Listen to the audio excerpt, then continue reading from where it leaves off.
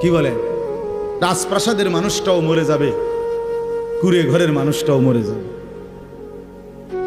সুখের খাবার যার মুখে সেও মরে যাবে, ভিক্ষার থালা যার হাতে সেও মরে যাবে, যাবে না?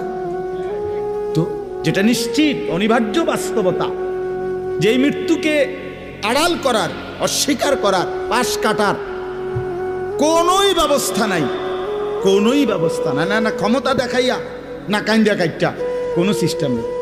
ক্ষমতা দিয়েও মৃত্যুকে ঠেকানো যাবে না, কাইন্দা কাইটাও কি করা যাবে না মৃত্যুকে।